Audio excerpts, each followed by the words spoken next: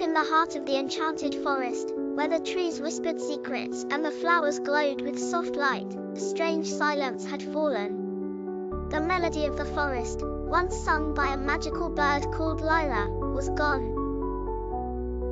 The animals of the forest were worried, for the song was said to protect the forest from harm. In a cozy burrow under a large oak tree, two best friends, Pip the rabbit and Fizz the hedgehog, were playing a game of pinecone toss when a messenger crow landed near them.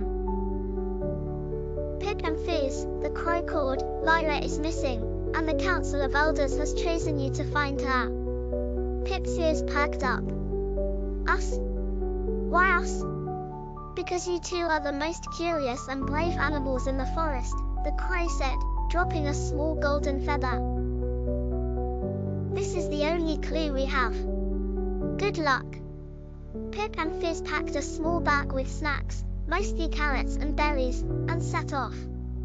The golden feather seemed to glow faintly, guiding them toward the dense part of the forest where few dared to go. Along the way, they encountered their first challenge, a rickety bridge over a rushing river. "Do we have to cross this?" Fizz asked, his quills shaking. "Unless you know how to swim," Pip said, hopping onto the first plank. "Come on, it'll be fine." With a lot of wobbling and some squealing, they made it across. As they ventured deeper, they came upon a clearing filled with large stones arranged in a circle. Strange symbols were carved into each stone, and in the center was a pedestal with a hollow spot shaped like the golden feather. Fizz placed the feather into the pedestal. The stones began to hum, and a soft voice whispered, "To pass, you must find harmony." Pip noticed that each stone emitted a different tone when tapped. "We need to play a melody," he said. "But what melody?" Fizz asked. Pip thought for a moment. "The forest song. We've heard Lyra sing it 100 times." Together, they tapped the stones in the right order, and a path opened up through the trees. The path led them to the shadowed glade, a dark, eerie part of the forest where even the bravest animals feared to tread. As they walked, glowing eyes watched them from the shadows. "Who dares enter my domain?" boomed a voice. A massive wolf stepped out, his fur shimmering like the night sky. "We mean no harm," Pip said, trembling slightly. "We're looking for Lyra." The wolf's eyes softened. "Lyra, she was here but flew toward the crystal cavern. Beware, for danger awaits." The golden feather's glow intensified as they approached a glittering cave.